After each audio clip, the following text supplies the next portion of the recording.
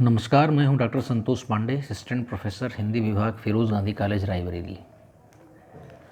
MA first semester के first paper में हिंदी साहित्य के सभी विद्यार्थियों का स्वागत है। मैंने जो पिछली क्लास ली थी वो क्लास मेरे यूट्यूब चैनल पढ़े चलो पर उपलब्ध है। उसका नाम है MA first semester first paper part 7। वो आपको मेरी प्लेलिस्ट में एमए फर्स्ट सेमेस्टर के नाम से जो प्लेलिस्ट है वहाँ पर आपको वो क्लास पार्ट 7 के नाम से मिल जाएगी। उस पार्ट 7 क्लास में मैं फर्स्ट पेपर में संत रविदास जी के बारे में बात कर रहा था और वो क्वेश्चन था संत रविदास का व्यक्तित्व एवं कृतित्व। तो मैं उनके व्यक्तित्व पर बात कर चुका हूँ, कृतित्व पर हमारी बात चल रही थी और उनके कृतित्व के संबंध में हमने काफ़ी चर्चा कर ली थी। जहाँ पर वो क्लास मैंने समाप्त की थी उसके आगे से मैं अपनी क्लास आज इस रिकॉर्डिंग में शुरू कर रहा हूँ। तो पढ़ने पढ़ाने का तरीका वही रहेगा, मैं यहाँ से कुछ नोट्स दूंगा और जहाँ कहीं आवश्यकता होगी मैं उसे व्याख्यायित करता हुआ चलूँगा। तो चलिए इस क्लास को हम आज प्रारंभ करते हैं। हम रविदास कृतित्व के संबंध में उनकी रविदास की बानी जो है उसके संबंध में बात कर चुके थे। अब हम रविदास की बानी और कहाँ मिलती है, उनके पद और कहाँ मिलते हैं, इस संबंध में हेडिंग दूसरी डालेंगे, गुरु ग्रंथ साहिब में प्राप्त रविदास की बानी। गुरु ग्रंथ साहिब में प्राप्त रविदास की बानी। गुरु ग्रंथ साहिब में प्राप्त रविदास जी की बानी में रैदास जी के 40 पद हैं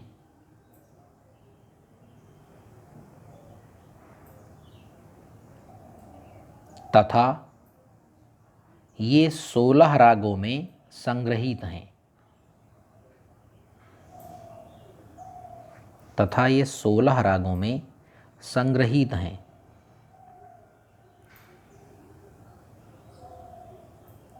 आगे लिखेंगे, ग्रंथ साहब में संकलित रविदास जी की बानी का प्राचीनतम रूप हमें मिलता है। ग्रंथ साहब में, गुरु ग्रंथ साहब में संकलित रविदास जी की बानी का प्राचीनतम रूप हमें मिलता है।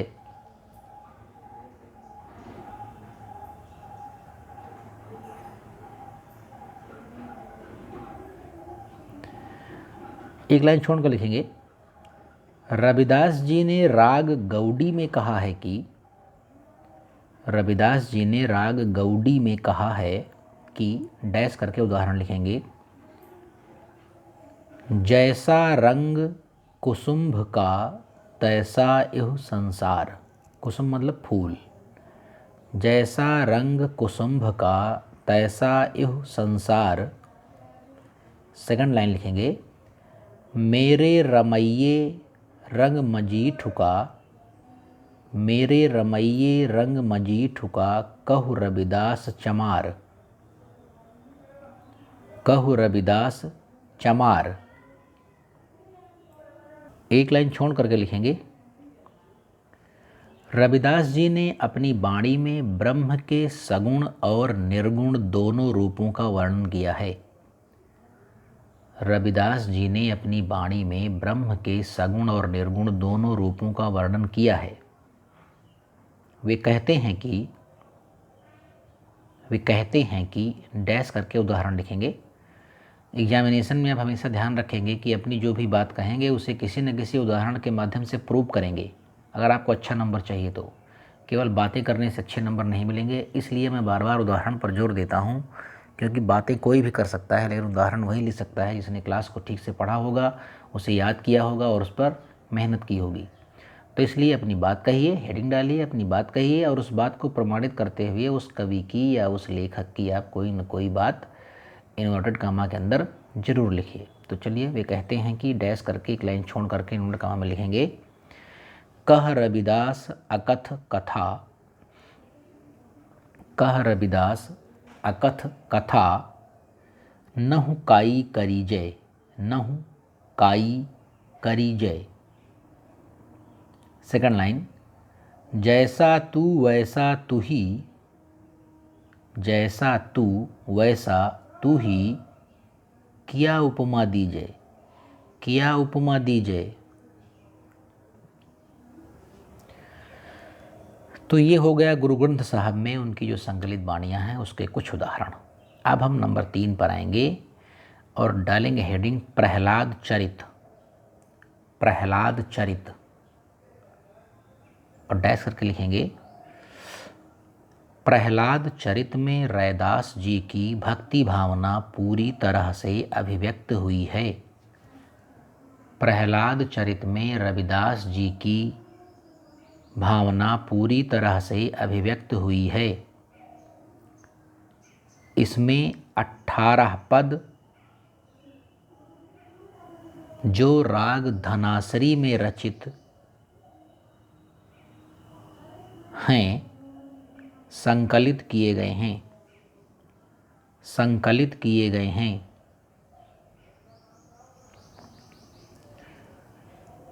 रविदास जी लिखते हैं कि, डैश करके लिखेंगे एक उदाहरण, मगर बड़ो मुल्तान, मगर बड़ो मुल्तान उहाँ हिरणाकुश राजा। ये हिरण्यकश्यप के बारे में बात कर रहे हैं। प्रहलाद चरित्र है तो हिरण्यकश्यप का जिक्र आएगा ही। हिरणाकुश राजा मतलब हिरण्यकश्यप राजा। मगर बड़ो मुल्तान उहाँ हिरणाकुश राजा, एक लाइन छोड़ के लिखेंगे, तह जन्मे कुंवर प्रहलाद सरई मुनि जन के काजा।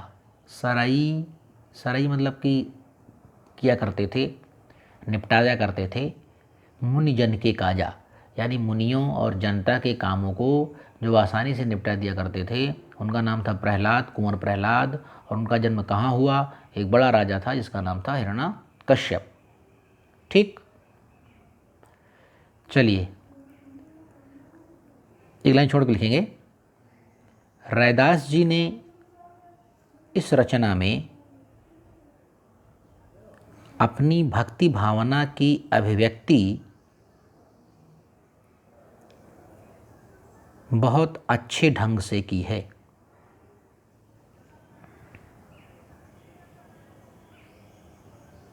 बहुत अच्छे ढंग से की है।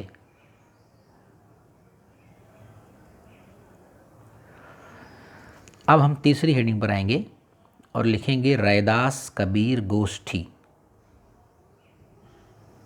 रैदास डैश करके कबीर, रैदास कबीर एक ही में रहेगा, बीच में हाइफन रहेगा, गोष्ठी, ये हेडिंग होगी। और इसमें आप लिखेंगे रैदास कबीर गोष्ठी भक्त सेन नाई, भक्त सेन नाई और अनंतदास कृत मानी जाती है। सेन नाई और अनंतदास कृत मानी जाती है।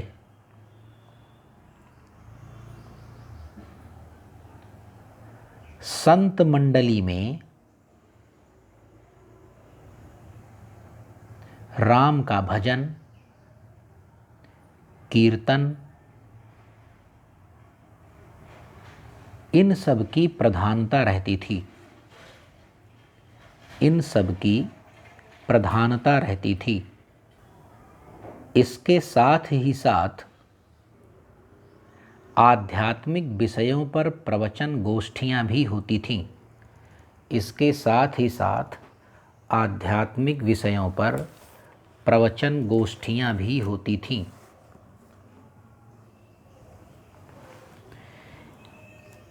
यही रविदास कबीर गोष्ठी का उद्गम स्थल है। जो मैंने भी आपको बताया कि क्या क्या होता था, यही रविदास कबीर गोष्ठी का उद्गम स्थल है।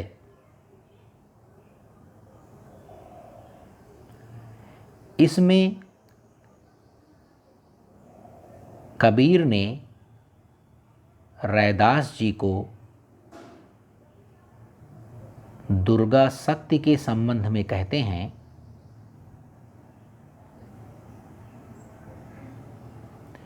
डैश करके लिखेंगे उदाहरण, आठय आठय तातय, आठय तातय गला कटावय,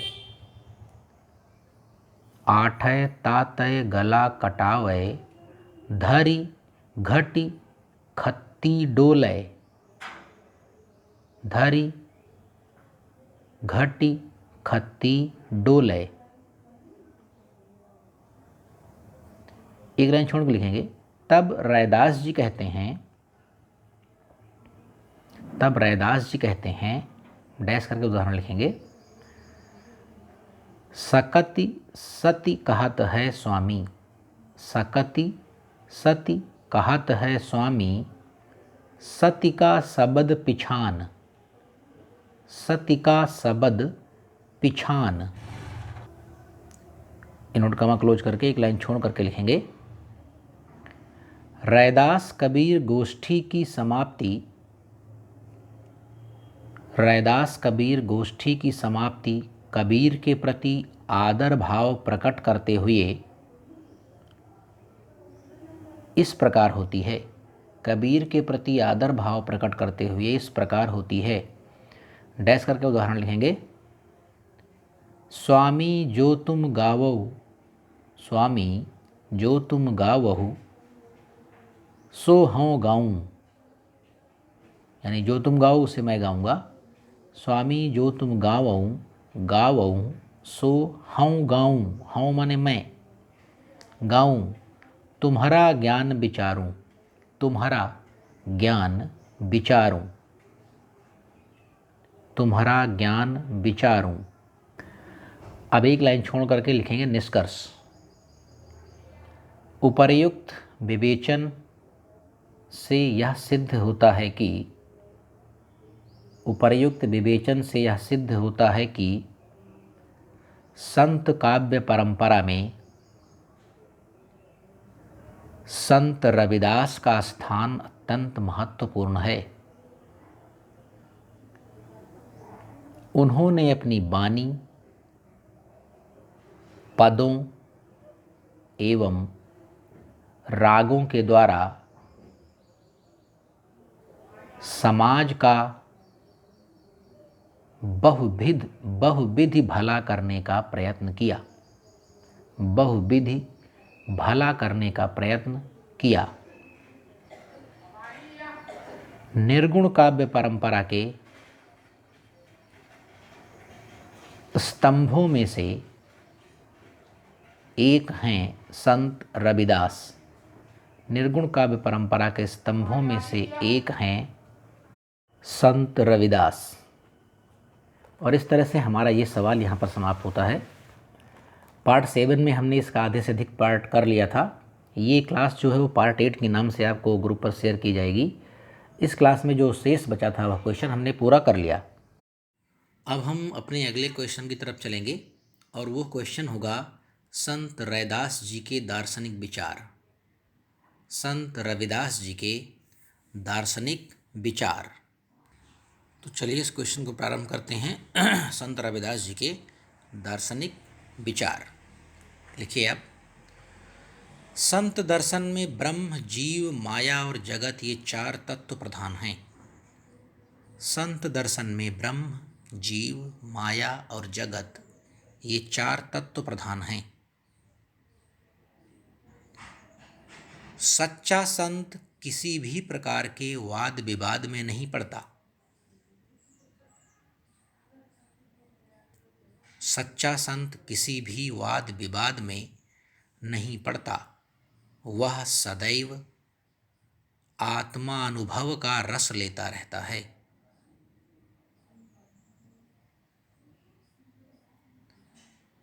सतगुरु की कृपा के बिना बुद्धि तर्क जाल से मुक्त नहीं हो पाती।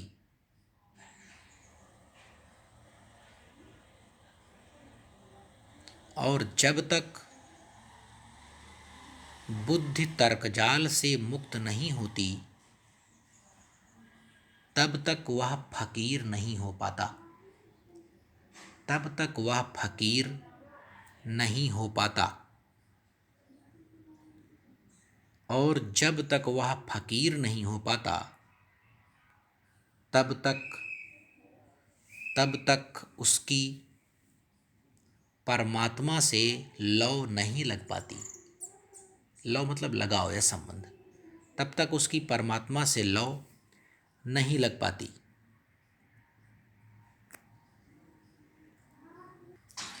एक लाइन छोड़ करके लिखेंगे, संत रविदास जी के दार्शनिक विचारों को, संत रविदास जी के दार्शनिक विचारों को निम्नलिखित उपशीर्षकों के माध्यम से व्यक्त किया जा रहा है, निम्नलिखित उपशीर्षकों के माध्यम से व्यक्त किया जा रहा है। और पहली हेडिंग डालेंगे, एग्जामिनेशन में आप हमेशा ध्यान रखेंगे, अगर आपको अच्छा नंबर लेना है, मैंने इस पर एक वीडियो बनाई है, वो आपको शेयर करूँगा लेकिन एग्ज़ाम के पहले, कि एग्ज़ाम में आपको कम जानकारी है, कम लिख पा रहे हैं तो भी आप अच्छा नंबर कैसे ले आएँ, इस संबंध में मैंने एक वीडियो बनाई है काफ़ी डिटेल में BA फर्स्ट सेमेस्टर के बच्चों के लिए, और बहुत बच्चों ने सुना है उसे, बहुत ज़्यादा रिकॉर्ड तोड़। तो मैं उसे आपको शेयर करूँगा, या हो सकता है आप में कुछ लोगों ने सुनी हो उस बात को। तो मैं बता दूं, यहाँ पर आपको हेडिंग ज़रूर डालना है, एग्जाम्पल्स ज़रूर लिखने हैं, प्रस्तावना यानी भूमिका ज़रूर लिखनी है, निष्कर्ष ज़रूर लिखना है। अगर ऐसा लिखेंगे तो आपको अधिकतम अंक मिलने की संभावना रहेगी। तो पहली हेडिंग हम डालेंगे, ब्रह्म संबंधी रविदास जी के विचार, ब्रह्म संबंधी रविदास जी के विचार।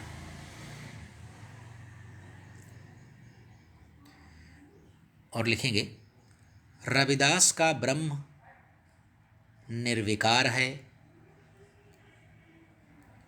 निरंजन है, अज है, ज्ञान का घर है तथा अवतार धारण करता है, तथा अवतार धारण करता है।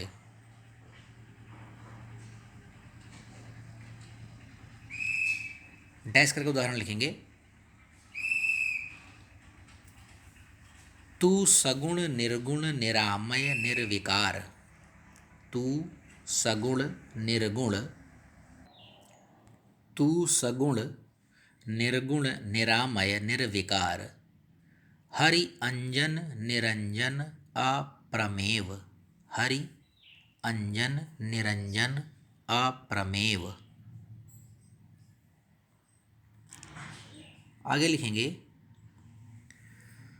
एक लाइन छोड़ करके, संत रैदास जी ने उस परम सत्ता को विराट रूप में भी स्वीकार किया है, संत रैदास जी ने उस परम सत्ता को विराट रूप में भी स्वीकार किया है।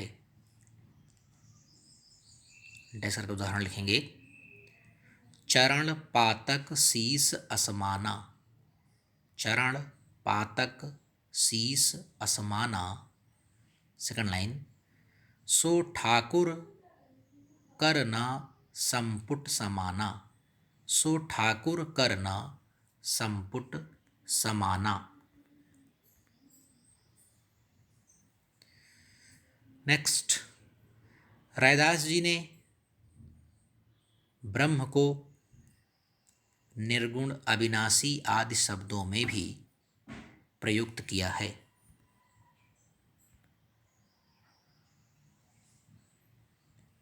प्रयुक्त किया है। रैदास जी ने ब्रह्म की पूर्णता, रैदास जी ने ब्रह्म की पूर्णता तथा सर्वव्यापकता का अनुभव किया था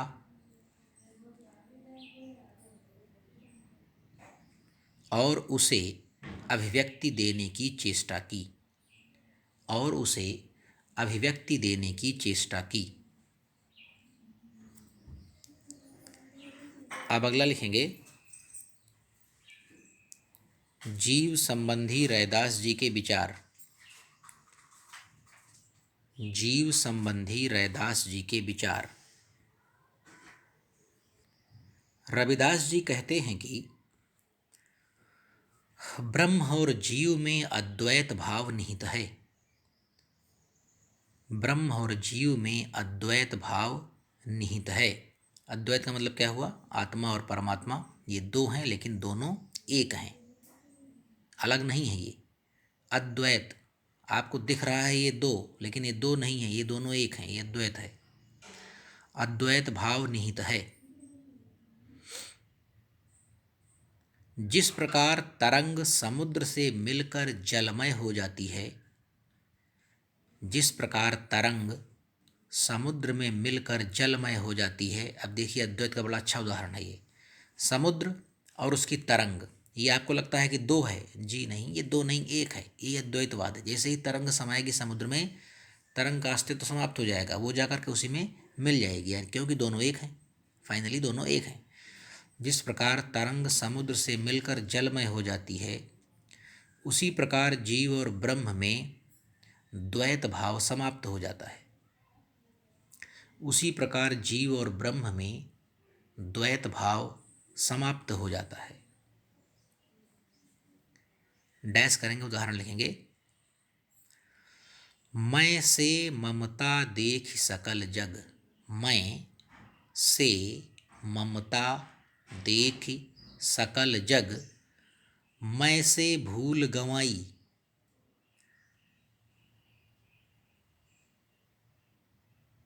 सेकंड लाइन, जब मन ममता एक एक मन, जब मन ममता एक एक मन, तबहि एक है भाई, तबहि एक है भाई। एक लाइन छोड़ के लिखेंगे। रविदास जी ने मानव को सर्वश्रेष्ठ माना है, रविदास जी ने मानव को सर्वश्रेष्ठ माना है। मनुष्य जन्म दुर्लभ है, रविदास जी ने मनुष्य को अमर जीव कहा है, अमर जीव कहा है। उदाहरण लिखेंगे। राम भक्ति बिनु मुक्ति न पावै, राम भक्ति बिनु मुक्ति न पावै, अमर जीव गरावै प्राणी, अमर जीव गरावै प्राणी।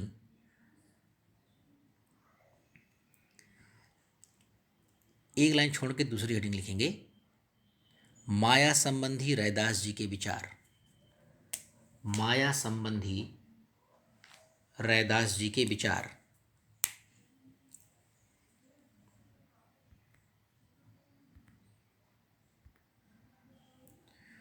माया के संबंध में रविदास जी कहते हैं कि संसार के सभी मनुष्य, चाहे वह बालक हो, युवक हो, स्त्री हो, चाहे वह बालक हो, युवक हो, स्त्री हो, कोई भी माया के मोह से बच नहीं सकता, कोई भी माया के मोह से बच नहीं सकता। उदाहरण लिखिए डैश करके। बरजी हो बरजी बीढुले, बरजी हो बरजी बीढुले, माया सब जग खाया, माया सब जग खाया। सेकंड लाइन, महाप्रबल सबहि बस करिए, महाप्रबल सबहि बस करिए, सुर नर मुनि भरमाया, सुर नर मुनि भरमाया। फुल स्टॉप इन्होंने कमा क्लोज करके एक लाइन छोड़ करके लिखेंगे। रविदास जी कहते हैं कि ब्रह्म और आत्मा में द्वैत भाव, रविदास जी कहते हैं कि ब्रह्म और आत्मा में द्वैत भाव, यानी द्वैत भाव का मतलब जिसको लोग दो मानते हैं कि ब्रह्म अलग है और आत्मा अलग है, जो ये मानते हैं वो द्वैत है, और जो ये मानते हैं कि दोनों एक है वो अद्वैत है। तो रविदास जी कहते हैं कि ब्रह्म और आत्मा में द्वैत भाव माया के ही कारण उत्पन्न होता है। जीव माया में फंसकर अपने मूल को भूल जाता है, जीव माया में फंसकर अपने मूल को भूल जाता है। अपने मूल का मतलब जहाँ से वो आया है, परमात्मा से या ब्रह्म से, जिसका जहाँ से आया है उसको भूल जाता है माया में फंस करके। डैश करके उदाहरण लिखेंगे। मन मोरा माया मह लपटानो, मन मोरा माया मह लपटानो। सेकंड लाइन, सोवत खात दिन रैन बिताई, सोवत खात दिन रैन बिताई, ताही में रसना सुख मानो। सोते खाते पूरी रात दिन बिता दिया और उसी में जीव को मजा आ रही है। रसना माने जीव। सोवत खात दिन रैन बिताई, ताही में रसना सुख मानो। अगली हेडिंग लिखेंगे जगत संबंधी रैदास जी के विचार। जगत संबंधी रैदास जी के विचार।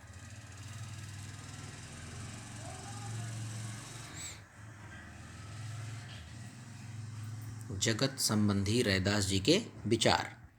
रविदास जी कहते हैं कि इस संसार में जिधर भी देखो दुख ही दुख है। रविदास जी कहते हैं कि इस संसार में जिधर भी देखो दुख ही दुख है। वे संसार के संबंध में कहते हैं कि डैश करके एक उदाहरण लिखेंगे, रैन गंवाई सोय कर दिवस गंवायो खाई रे। रैन गंवाई सोय कर दिवस गंवायो खाई रे। हीरा पहुतन पाई के कौड़ी बदले जाई रे। हीरा पहुतन पाई कै कौड़ी बदले जाई रे। कौड़ी बदले जाई रे।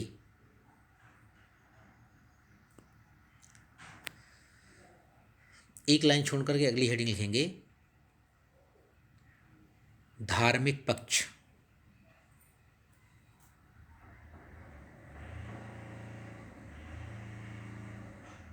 धार्मिक पक्ष।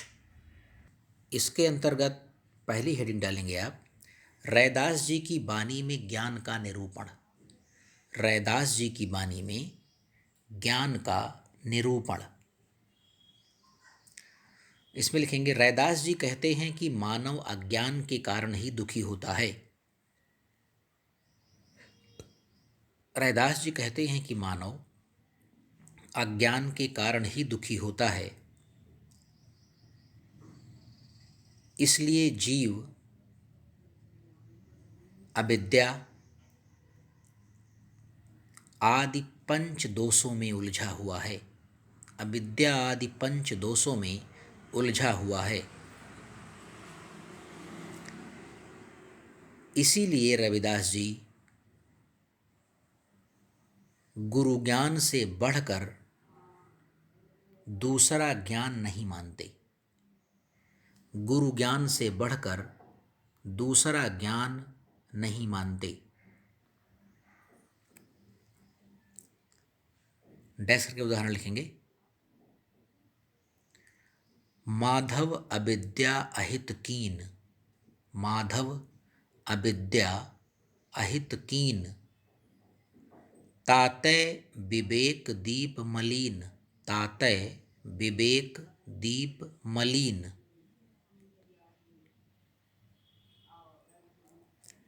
Full stop and comma close करेंगे। एक लाइन छोड़कर लिखेंगे रैदास जी अपने वास्तविक स्वरूप के ज्ञान का वर्णन करते हुए कहते हैं कि रैदास जी अपने वास्तविक स्वरूप के ज्ञान का वर्णन करते हुए कहते हैं कि